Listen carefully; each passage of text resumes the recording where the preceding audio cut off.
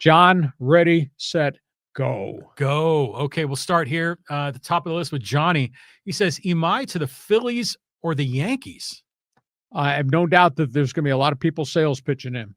The question is, the Dodgers are offering something really, I should say the Padres are offering something unique, a chance to pitch against the Dodgers.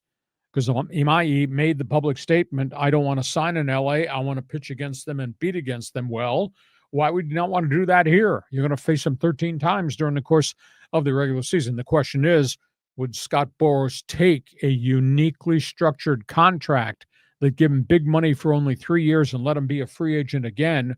Or does it have to be something like a 6 or 7 year contract that initially he was offered? I have no doubt. I was told there were 7 teams after him, and now the Padres are late entrants, so that might make 8. But we're looking at it from the San Diego perspective that I was told that AJ's trying to do a unique contract in San Diego compared to what somebody else might do in another market.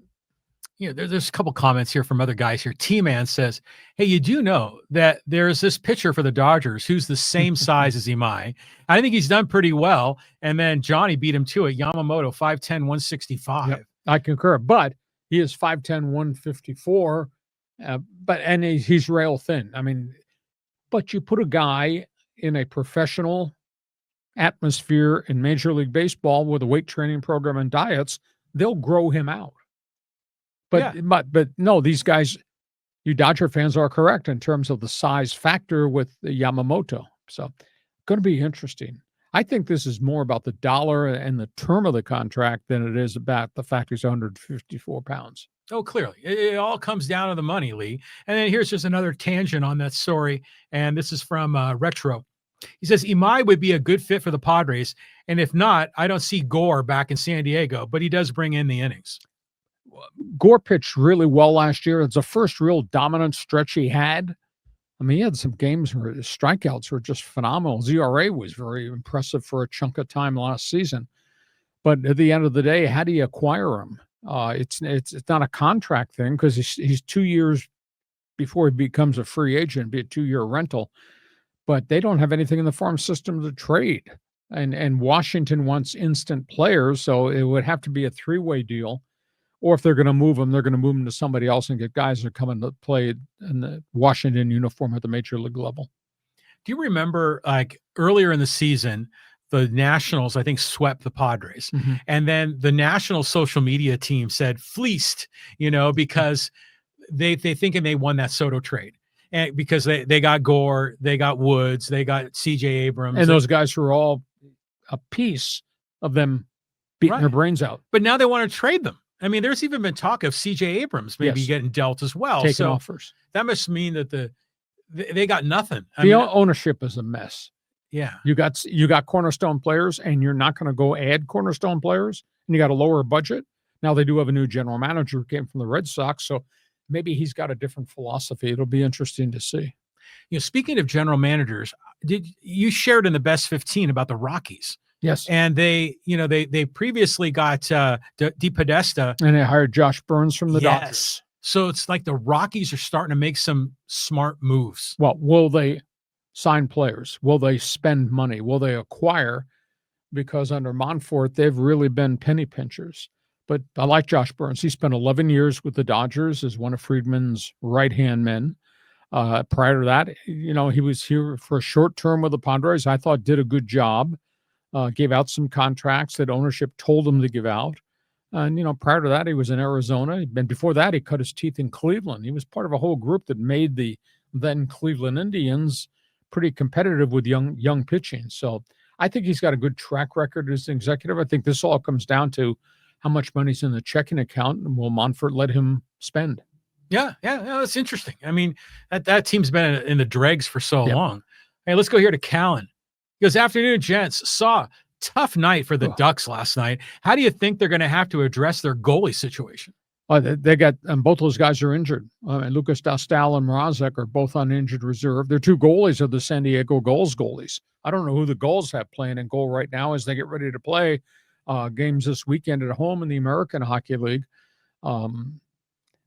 For them to get jolted like they did, they got beat 7-0 at home last night. And Ville Husso had done a good job first couple of games, but he must have let in some games and just started to fight the puck. And they pulled him. I think he gave up 4 and they yanked him out. And it wound up being 7-0. I mean, you talk about getting battered at home. Wow.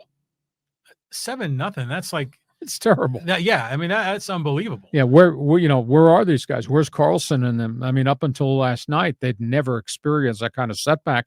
They've won they were in first place.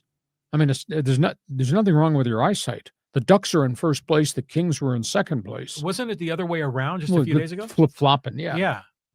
Wow. But 7-0. That's a big-time setback. Yeah, I mean, what's interesting is in football, 7-0, no big deal. In baseball, depending on what's going on, you can sometimes overcome a 7-0. But 7-0 hockey has got to be like 7-0 in soccer, right? Well, I did a game on the World Hockey Association when I was the voice of the Cleveland Crusaders. We were trailing 9-2 against the Toronto Toros, and we came back and won. Whoa. Won the game 11-10. I just couldn't believe it. Their goaltender could not stop a beach ball, much less a hockey puck. It was terrible.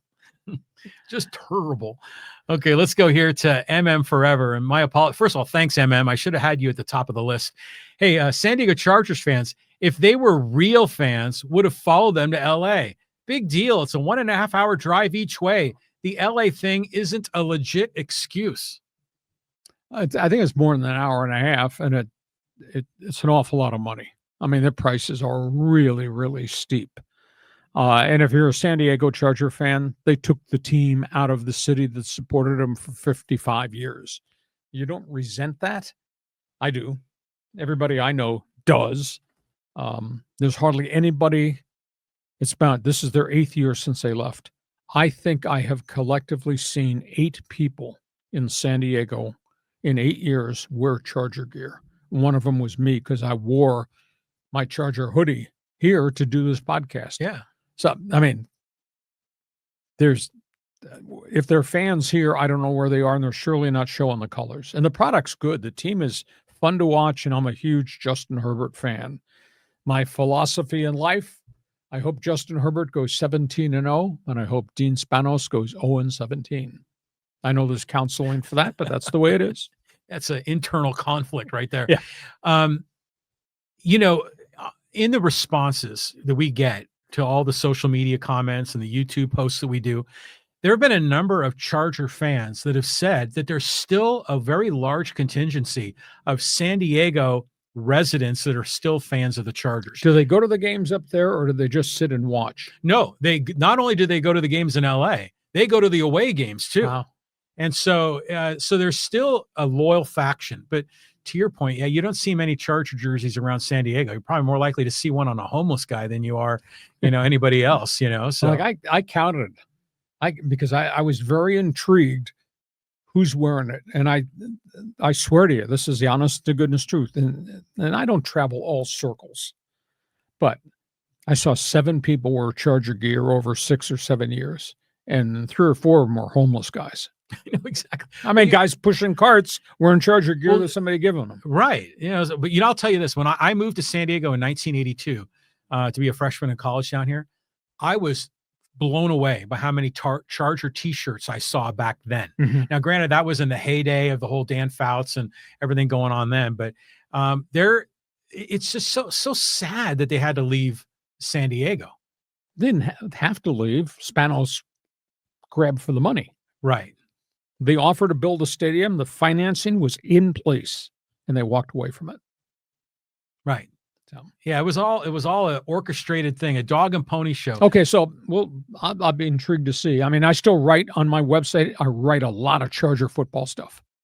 So, read my website every day, because usually the Chargers and the Rams are the lead stories in the NFL segment.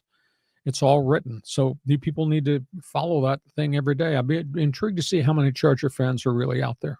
Yeah, they're out there. Okay, now here's PJ Rader. He's coming down on this topic here, Lee.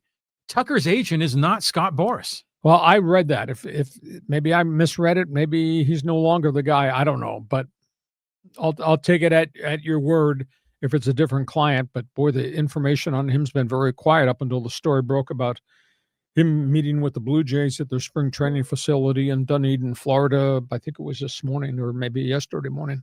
Where's Dunedin? It's on the east coast of Florida. Okay, so down sort of near Miami. It's south of Vero Beach going towards Miami. Interesting. Yeah. Okay. Yeah. So, it's interesting. Kyle Tucker, on one level, you think this guy is a potentially like a 5-tool guy. I Mhm. mean, power, hits for average, all the things that you want in a player. But like you're saying, he's a little bit older. Isn't he, like you said, 29? 28, 29, and they're asking for 10 years. That's a lot. That's a big ask. I agree. He's a 273 career hitter. I think he averages 25 home runs per season. Yeah. I mean, that's good, but that's not Shohei Ohtani good. Yeah. But nobody else is either. Well, yeah. I mean, I think Schwarber should get more money than Kyle Tucker, don't you think? Yeah, but I don't think Schwarber's anywhere near the defensive player. Schwarber strikes out a load. But Schwarber will get more money on a per year basis, I think, than Tucker will. Interesting. I don't know. I mean, Schwarber's got holes in his game. Yeah, but boy, when he connects, that ball goes. Well, he's a dude. If that dude wound up at Great American Ballpark in Cincinnati. Well, they always say that's the bandbox. It's there in Philly. Cincinnati and Philly are the two bandboxes. Yep. That's interesting. But since he doesn't have a history of paying somebody $30 million a year, and they're gonna do that, they've never done that. So now maybe he takes a hometown discount because he's from that area, Middletown. Interesting. By the way, I remember like 15, 20 years ago, I was like, what the hell is a bandbox? And I looked it up. That's like an old timer term, isn't it? What did you guys do with bandboxes? Was that in your era, or does that predate you? No, I think that's a media hype thing that started. It probably started in the 60s and 70s. But I think a bandbox, was like a box, and you put figurines inside the box. Oh, you're talking about the origin of the word. Yes. You're the dude that got the smartphone. Yeah? Look it up. But you say you know everything. I do know everything. I know as it relates to baseball. Okay, we're kind of indirectly there. All right, move on. Let's go to Richard. Fans Forum. If you were to look up the word dumpster fire, the Angels team logo would be next to the definition. With all of their issues, in a great market and drafting high every year, an ultimate shit show. Yeah, it just has not worked out. They had the 1 year where they drafted all 21 of their picks were pitchers, and hardly any of them got to the major leagues, and a few that got to major leagues got hurt. It's just a disaster. Now, they've been the most active so far, shopping at aisle 1 at Dollar General. I mean, they go into the marketplace and they get Grayson Rodriguez, and then then they make the second deal to sign this guy from the Blue Jays who started his career, was really good, Alek Manoah, and then he got hurt. Now, if he can be what he was for a year and a half, wow! Now they're going to be 5 deep in their starting rotation. But historically, they've handed out some of the worst free agent contracts in modern baseball with a whole bunch of different general managers. It's not the same guy doing it, because Arte Moreno's just moved a lot of people in and out of his operation, and Moreno has always been kind of a hands-on owner who's kind of got his fingerprints on all this. But the Anthony Rendon contract might be as bad, if not worse, than the Josh Hamilton contract. For different reasons. Hamilton had such problems with drugs. Rendon just can't stay healthy, and they're going to buy him out. Well, Rendon is the classic example of just a horrible contract. Yep. But yeah, you could go back. You can maybe question the Trout contract just simply because he's been hurt so much. But you could even roll the clock back to like Mo Vaughn. Mm-hmm. Yeah, that was a dumpster fire of a contract there. He got hurt the first day he played. Yeah. Yeah, and just all over the place. I mean, from Justin Upton and some of the other guys that they brought in, just a bad stretch. So, and it's odd. Rendon was a hell of a player in Washington, and he became a free agent because the national ownership just agreed we're just not going to sign anybody. And then Rendon had no history of injury with the Washington Nationals. He was like a 278 hitter with pop and grinded and played every day. He came here and just got hurt. It's just dark. So we'll see what the Angels do. They say they have money. I was told they had $51 million budget space coming to the offseason, so they spent some of it on Rodriguez. They got Manoah on a 1-year deal, so there'll probably be some more of those transactions coming forward. I don't know a big name that's going to go to Anaheim, even though it's a great stadium, it's a great market. Who wants to go there based on their track record? Until they get really good, then maybe they'll be able to lure marquee free agents back. One of our Hacksaw insiders, John Hopkins, mm-hmm. He's a DC guy. Oh, yeah. Yeah. And so he was saying that Anthony Rendon is still warmly received in DC. I guess they called him Tony Two Bags. Yeah, back in the day. big double sitter and occasional pop. So it'd be nice if the Angels could somehow flip him, or are they walking away from the contract, or they were thinking of walking away? I think they're negotiating a buyout. You know, is Rendon going to take all 38 mil? He's already gone home. He's never came back after he got hurt. Well, when he got into that argument in the stands with the fans on opening training, day, I mean that immediately soured me. I mean, it was one thing that he kept getting hurt all the time. Now I said, maybe not a good character. Yep. Well, maybe fed up with the whole thing because he could just never get healthy. And that's what's weird, because he was a leader and he produced when he was with the Nationals, and he got to free agency and he got his payday, came out here, was supposed to be a cornerstone, and just boom. It's amazing. Like, he's missed 700 games. He's played 200. I don't know the number I had last week. 225 games. He's missed 715 games in his career in Anaheim. Well, at one time they had on the same roster Pujols, Ohtani, Trout, and Rendon. Mm-hmm.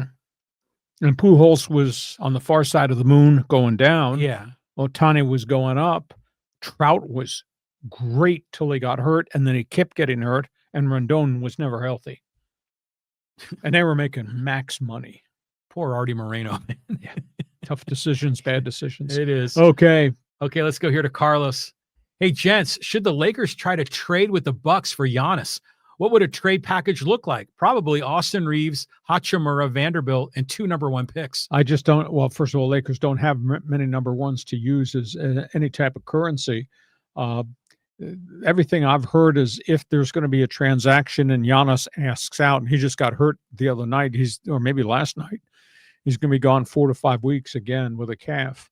Everything I hear is he only wants to go to the New York Knicks. And so the Knicks have a real collection of players, but the salary cap implications, it's very complicated to make a trade in the NBA right now. Aside, you could put a lot of number 1 picks into the draft, but the reality is you got to make all the dollars work. And his contract is so huge. I just don't know how anybody's going to be able to take him on. And I don't know if Milwaukee wants to move him either. They're not having a good season in Milwaukee, and it's not the same franchise right now. They have met. Front office has met with him, I think, in the last 3 days just to talk about where they are and what his feelings are. He has not demanded a trade yet. That's interesting. The whole thing with him. First of all, it's always interesting that whenever there's a marquee guy, everyone assumes he's going to go to the Lakers, right? Mm-hmm. And the Laker fans think they can get any big name that they please. So, but with Giannis, which is interesting, is have you ever seen the video clip of him taking questions from reporters, and the reporters were saying, you lost in the playoffs. Do you consider this a failed season? And then he responded by saying, hey man, it's not a failure. If you work as a reporter and you don't get a promotion, does that mean you failed? It was a very interesting take. I mean, have you seen that piece? No, I didn't see that clip. No. It's he's a smart guy. Oh, I think he's a very classy guy. Very, so it's sometimes Giannis comes off as a little bit whiny, but other times he comes off as like, the smartest guy in the room. Well, the only way trade gets done is if he goes to the Milwaukee Bucks front office and says, I want to invoke my no trade clause, and this is who I'll accept the deal to. I keep hearing the Knickerbockers are the only team he'd be willing to go to. Interesting. Yep. Okay. Let's go here to Peck. He says, hey, gents, how is Mike Norvell still at Florida State when he hasn't won a league game in 2 years? There have been coaches fired for less. This from a longtime Seminole fan. Seminole fan, I think it's all because of the buyout. Florida State just does not want to swallow. It's a huge amount of money to let Norvell go. A year from now, it'll be less money, and if he doesn't win next year, then. But he's gone through a lot of different coordinators, et cetera. He keeps making changes, but nothing has worked there. Florida State is just not what they used to be. Bobby Bowden must be spinning in his grave over what's happened to the Seminoles. But I think more than anything else, it's the massive buyout is the reason that Florida State did not do it this year. Interesting. Yeah, they've been down for a while. I mean, I went to the Rose Bowl game when Florida State played Oregon. Jameis Winston against Marcus Mariota. Mm-hmm. That was a hell of a game. Yes. But they haven't really been good since then, have they? No, that's probably the last time they were really good. They've really been down. Florida's down. I mean, think about that. I mean, there was at one point that triangle, FSU, Florida, Miami. Wow. But they've all gone through some really bad times. Miami's come back thanks to Cristobal, their head coach, who I think is a great recruiter. He used to be at Oregon. I think Mario Cristobal's a really great talent in terms of X's O's, and obviously recruiting from a very rich state to get players out of. But so they got to fix Florida State, but it can be fixed. It can be fixed. Yep. Okay. Let's go here to Gary. Talk some Chargers. He goes, Dean Spanos found out what happens when you turn your back on a half century of loyal fans who were there through thick and thin. Even with the new fancy stadium that was going to be the cure-all, there are always more visiting fans at SoFi. Herbert has got to go for the silent count at home. It's a problem.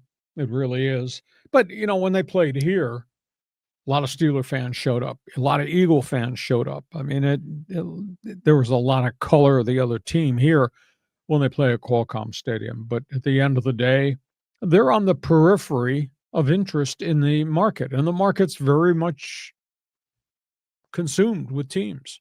I mean, it is a Laker market. It is a Dodger market.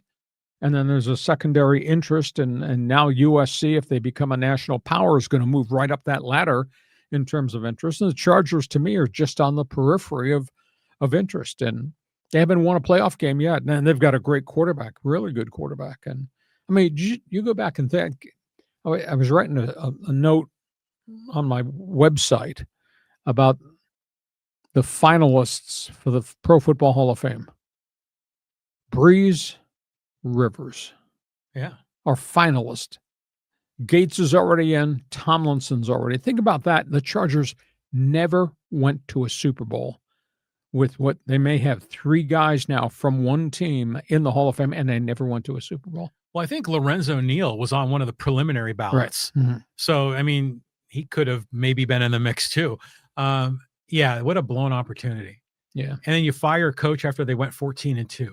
And they fired the Super Bowl coach prior to that, and they fired the Super Bowl general manager. Unbelievable. Yeah.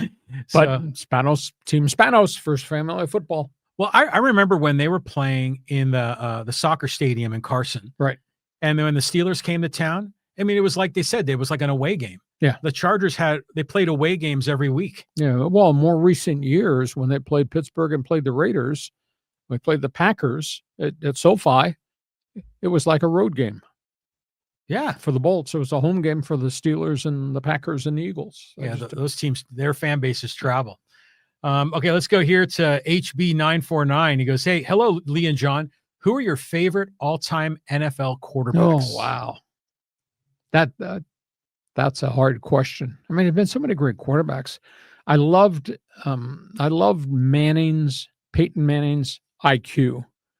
I love the daring of all things Elway at the height of his career. I guess I love the competitive fire of Stabler, the left-hander. I don't know, I love to see Marino throw the football because you knew that sucker was coming out so quick. So just off the top of my head, but there have been so many great quarterbacks. I mean, how can you not have Tom Brady in that conversation because he was such a student of the game? So it's kind of tough call. Good question, but tough call. I'm surprised you don't go back to like Y.A. Tittle or some of those guys. I could go back, but those are different eras. I mean, the Norm Van Brocklin era in the 50s. I mean, I was very, very young at that point, but he was one of the first that threw the hell out of the ball. He had 554-yard passing day in the 1950s for the LA Rams. Wow. Chicago Cardinals. So it's tough to go way back. And there were so many quarterbacks cut from a different cloth that played the game. But there's more modern day guys. Yeah, for me growing up, the first one was Ken Stabler, because just that era in the 70s and the Raiders and those playoff games against the Steelers. I mean, it was just a magical time. And even to this day, when you see footage of those old Raiders teams, Stabler, the silhouette of Stabler looks different than Steve Young or any of the other lefties. And then, of course, Joe Montana. Exactly. Which he completely turned around the 49ers. I mean, because when I started following the Niners in the mid-70s, they had given up the farm to get Jim Plunkett and OJ Simpson, and they were terrible. And then they had Steve DeBerg out there as the quarterback for a while. And then finally they got Montana, and then everything changed. Yep. And so Montana to this day is like worshipped in San Francisco. I mean, he is like a saint. He's like Bobby Knight in Indiana. He's just beloved. So to me, those are the two guys. But, Manning was always an interesting dude. I mean, I remember when Brady first got on the scene, you didn't know who the hell he was, because who was the guy that got hurt? That Drew Bledsoe got hurt. Brady replaced him. Yeah. And everyone was like Brady Bunch, making goofy names about him. And then he was like winning. And you're like, hey, this guy's pretty good. And then he started winning a lot, and people started kind of getting down on him. And then people started saying he could be the greatest of all time, Tom Brady. And I'm like, no way. No one could be better than Joe Montana. Then Brady kept winning and kept getting more Super Bowls, and now he is the greatest of all time. Got 6 rings. Yeah, Montana's is on Mount Rushmore, but he's no longer number one. Yeah. Real interesting question. But the eras are so different. It's impossible to compare the eras of the 70s to where we are in the 2000s right now. It's just a really different game. Good question. Thanks in the 949, Jeff. Okay, here's a Clipper comment. This is from Retro. Hey, the Clippers did Chris Paul dirty. And if what I'm hearing is true, Ty Lue got to go. His ego, along with Frank, has turned the Clippers into a lottery team. Well, Lue didn't talk to Chris Paul, I was told, for more than 3 weeks. He didn't play him. Let him sit on the bench for 4 straight games, never played him, which is that's kind of a horrible way to treat an icon and a legend. But the question is, can he play any longer?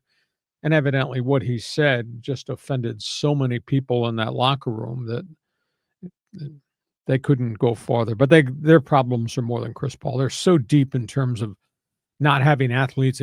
Their metrics are terrible in the league and defensively. So it's going to turn into just be a disaster.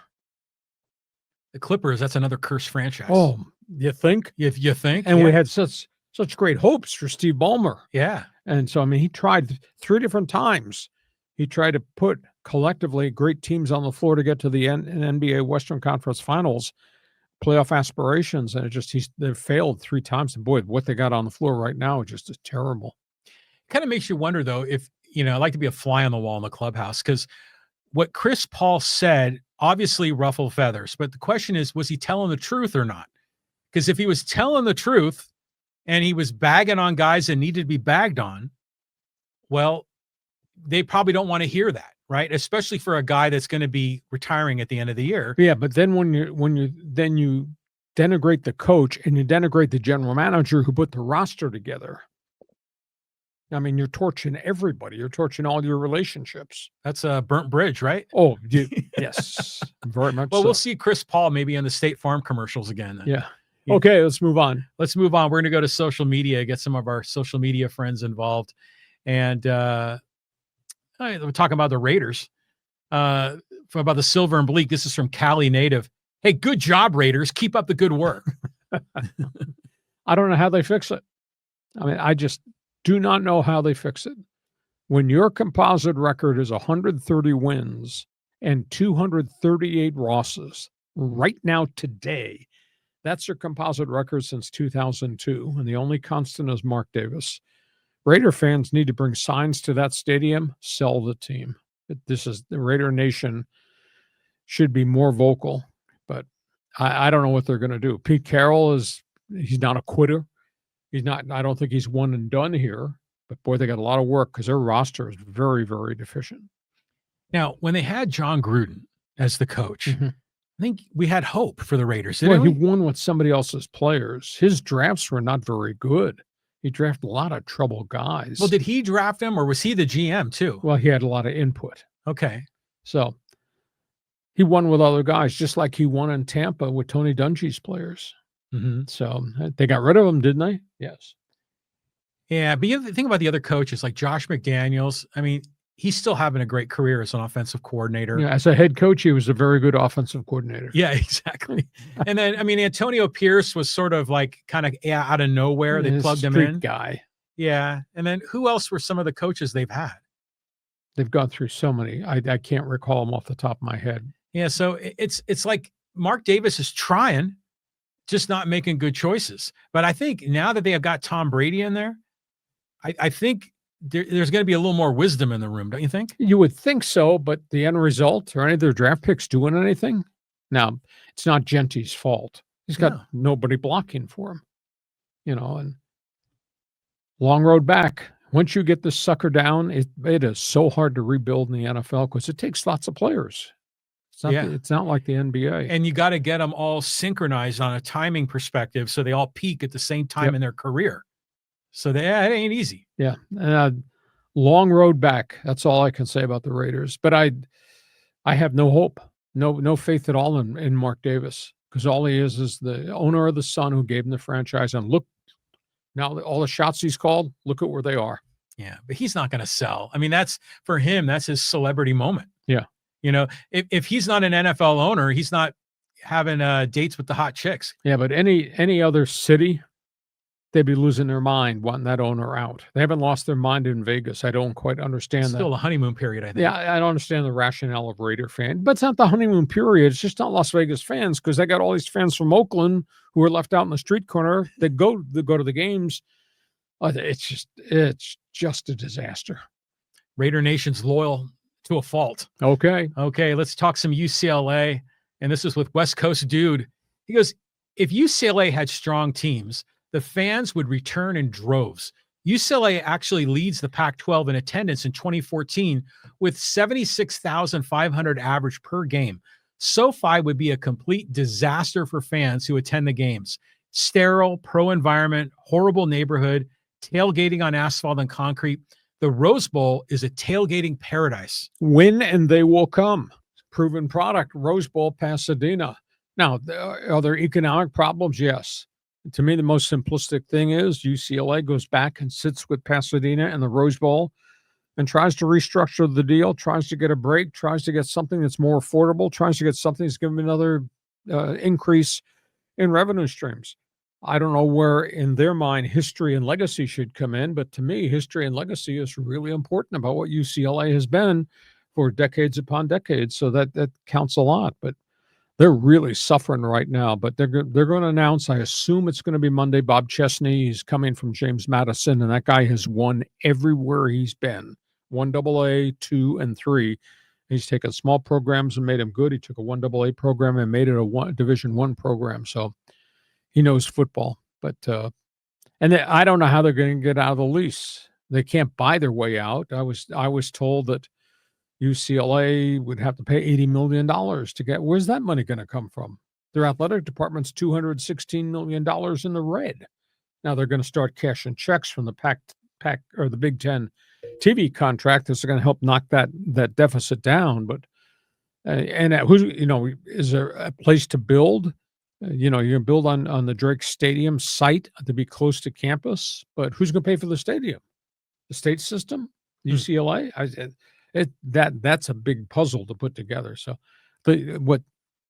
according to what West Coast Dude says, you freaking win, the fans will come back, and I firmly agree with that. Now that they do have to restructure, I think that the contract at the Rose Bowl. I was saying earlier that my son and I went to the Rose Bowl for that Oregon-Florida State game. And I had never been to the Rose Bowl before. And that was part of the fun. We went to the Rose Parade as well that same day, which was cool. But my point is that it is a tailgating paradise. Oh, yes. I mean, because it's like on the golf course. It's all this green grass. And it's like, it's not like a gritty asphalt concrete parking lot. And it really made it feel almost luxurious for some of these setups that they had for tailgating. I couldn't believe it. I agree. And I don't think there's any way they're going to, don't think this thing's going to go to court, this lawsuit. How would they win? How would they win the lawsuit? I don't think that's possible. Contract's a contract, right? Is your signature on that contract? Yeah, exactly. So I'm sorry, you're stuck with me doing this podcast. You signed off on it. Okay, dude, good to have you on board. Okay, let's talk some Lakers here with Scott. He goes, hey, Drew Timme is better than Bronny. Yeah. And he gives them some real grit. They really need something down low coming off the bench. Their bench is not productive really at all. Now, Hachimura is a starter, but boy, you look down the bench and you say, okay, where are my points and where are my rebounds going to come on a consistent basis, not an occasional flash game? So, but they got stars. My goodness. I mean, now they got 4 guys that have the potential if they play together. 4 guys that really look good. LeBron hasn't looked like LeBron yet. Maybe he's got the thing in third gear because of this injury. He doesn't want to, but that's not LeBron yet. LeBron's got to kick that thing into gear where he's going to the hole and he's leading fast breaks. We haven't seen much of that yet. Well, LeBron showed up just recently, right? Not LeBron. No, LeBron just came off the injury list, yes. But I know that I was seeing some people talking about chemistry challenges now that he's back. But I've also been seeing a lot of Laker players really going out of their way to praise Austin Reeves, you know, and that dude is legit. Well, he's very productive this year, and he's in a contract year. But he's grown into the job. He's a really good NBA player. But how are they going to play Timmy? Is he like he's not going to back up Ayton, or is he more of a 4 or a 3? No, I think might be first forward off the bench. He's not going to play in the paint. Not at 6'8". Right. But you know, if you got a gritty, grimy 6'8" guy at forward who does play some defense and goes and gets some boards and get out on the wing and run, and that's what he is. He was productive with the Brooklyn Nets. I think he averaged 12 points a game there, averaged 28 in the G League, but the G League is not playing superstars. So there's a role. We'll see when they get him into the rotation what that role is. Isn't it interesting how, and I believe Drew Timme was the National Collegiate Player of the Year, or if he wasn't, he was darn close to winning it, and how you could be at the top level in college but not really be a factor in the pros. When you're 6'8". Yeah. You play bigger than 6'8" at Gonzaga, but 6'8" here, you're dwarfed by the athleticism of all the other bigs in the league. Interesting. Got to find your role. You know, his role is go get loose balls and get some rebounds and hit some short jumpers and things like that. It's like a utility man. Exactly. Yeah. There you go. Okay. All right. Let's, we got a few more minutes here. This is back a few months ago when you were wearing that Dodger hoodie. Oh, this is from Caddy Jack. Hey, look at Saw wearing Dodger blue. Another San Diego sellout, just like Rome, Kaplan, and Kyle, whatever his name is. At the end of the day, scoreboard, baby, the Dodgers have won again. So I was saluting Dave Roberts. The reason I got the jerseys, my kid bought it for me because I love the logo. I'm big old time. I love old time logos. That's the Dodger. It's a Brooklyn Dodger logo that I was wearing, and I have an affinity of respect for Dave Roberts. And I think they're a great organization. I mean, I had a bunch of interviews with Peter O'Malley, obviously Vin Scully. So I've interacted with the Dodgers to a fair degree. So I have a lot of respect when you win as much as they've done and they're not doing anything wrong. I think it's a good organization. I guess Caddy Jack didn't want me to wear the Dodger jersey hoodie again. It's true that Rome and Kaplan did go up to LA. I don't know who the heck Kyle, whatever his name is, but to me, you wearing a Dodger jersey, I give you a pass because you went to Ebbets Field as a kid. Yes. You know, and Brooklyn Dodgers were sort of kind of your home team, right? Yep. So yeah. You know, so I just don't like bandwagon fans, you know, that like put on the Dodger jersey just because the Dodgers are winning. I wear it because it's the Brooklyn Dodger logo. I kind of love that ball and the stripes logo. And I wear it because of the salute to Dave Roberts. Yeah. Right on. Okay. Hey, let's, I want to get another comment here from the live stream from Music to My Ears. And thanks for the donation. Hey, Lee, do you regret getting that Raider Nation Forever tattoo? Did you just ask fans to overthrow the ownership? Well, I did not get a tattoo because dude does not like needles. I can't stand needles. But at the end of the day, are Raider fans ever going to get fed up with the quality of the product on the field? You know, Raider fans need to bring signs, say, sell the damn team. You can't sit there and tell me this is a good product. You can't tell me the future is going to be good.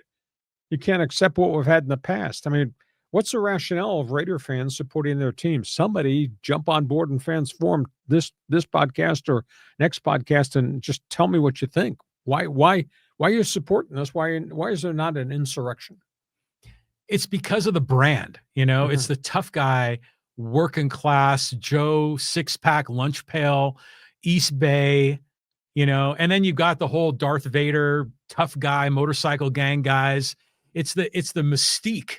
And Al Davis, say what you will about him, but he knew the kind of buzzwords to put out there. The vertical game, the mystique, the silver and black, the commitment to excellence. I mean, people gravitate to that. That was a long time ago. It was a long time ago, but that's an effective brand. If you can hang on to that base, even while your team goes like 2-15 every year, that's incredible. I mean, it really is. Raider fans, how can you support this product? What Mark Davis has given you. Jump on board. Okay. All right, let's go here and talk a little college football. And this is from AM. He goes, Lee Hacksaw Hamilton, longtime listener, circa 1989. And you've always been objective and fair to SoCal sports teams, both San Diego and LA. Unfortunately, new era, NIL, schools, and UC Cal State will need to inject money, and with a caveat. It's revenue and expenses. You make money. We continue to support or show us a plan to stay in the black. Otherwise, this pseudo pro league not going to be interesting, and can't blame the fans for lack of support, as we now have 2 NFL teams in Los Angeles. I think at the end of the day, the big money, I call them big cigars, have to step forward because it's their alma mater. They have to fund the NIL properly. The men of Westwood, which is the one that was started. And then they've had all the problems with coaches from Chip Kelly through Deshaun Foster. They've got to get the right coach. They got to start winning. The big boys have to step up to keep UCLA on the same financial plane as to what's going on at USC, what's going on in Oregon, what's going on over there in the entire Big Ten Conference. But these guys have to be donors, and the donors have to come front and center. And UCLA's got to put a better product on the field. Remember when NIL was first announced, and it was because like Ed O'Bannon from UCLA won the lawsuit. Yeah, because they were using his name, image, and likeness in the video game. Right. So when NIL first came on, it was supposed to be a way they can make money. And we thought, hey, maybe like the local yogurt shop was going to sponsor a player. But it's turned into this thing, Big Cigar. It's basically made all this illegal money legal. Yeah. It's all up front and center now, whereas before, in some of the conferences, it used to be under the table. Now it's front and center. The quarterback has a representative, aka like an agent, and he is demanding this. And my son, my client, will sign for this. Otherwise, he's going over there to your opponent in the conference. It's such a different time. I don't like it, but it's where we are right now. Yeah, I'm glad the athletes are making money, because there's so much money going around in college football, and they're buying out, Brian Kelly for $70 million or whatever it is. I don't know if that's the right number, but they're buying him out for tens of millions of dollars. And before, the players weren't getting jack except, a scholarship. Right. So this is good that they're getting paid, but we're the haves and have-nots. It's not just the Power Four against the Group of Five. It's even within the Power Four, there are haves and have-nots up here, and then there's the rest of the conference. Right. Yeah, I mean, it's Ohio State, it's Alabama, and we could probably name 3 or 4 other programs. I mean, I imagine Penn State is one of those, right? Right. End of the day, you got to win. But I think the big picture is more and more coaches are of the opinion college football is broken and it has to be changed. They're trying to change it with the new commission. They're trying to change it with NIL money and the aftermath of the lawsuit and the funds that are going into all the schools. They're changing the transfer portal so it won't be the Wild West. But as much fun as it is to talk about Indiana, Ohio State that comes up on Saturday morning, the reality is college football is broken and they have to solve it. And the conferences have to come together for the good of the game rather than just the good of the conferences and the universities that are in that conference making all the money. Does it make sense? It does. So you gotta fix college sports. You got to fix PGA LIV. You got to fix NASCAR. WNBA. There's a lot of fixing that needs to get done. I agree. Listen, we hope you have enjoyed this podcast. We are here Mondays and Thursdays at 1:30.